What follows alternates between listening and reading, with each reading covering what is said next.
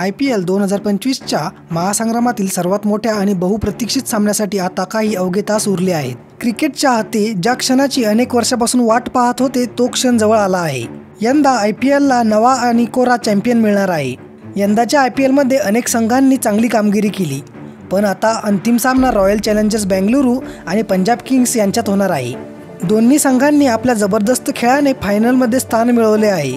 विशेष म्हणजे RCBने 18 वर्षापासून ज्या ट्रॉफीची वाट पाहिली आहे ती यंदा जिंकण्याची त्यांना सुवर्ण संधी आहे। तर पंजाब किंग्सही पहिल्यांदाच IPL जिंकण्याच्या इराद्याने मैदानात उतरणार आहे। दोन्ही संघांमध्ये एकापेक्षा एक सरस खेळाडू आहेत। RCBकडे Virat Kohli, Faf du Plessis, Glenn Maxwell सारखे अनुभवी खेळाडू आहेत, तर पंजाबकडे श्रेयस अय्यर व सॅम करन सारखे अनेक खेळाडू आहेत।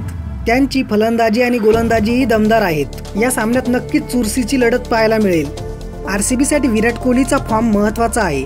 जर तो सेट झाला तर संघाला मोठी धावसंख्या उभारता येईल, तर पंजाबसाठी त्यांच्या गोलंदाजांनी सुरुवातीला विकेट्स घेणे महत्त्वाचे ठरेल।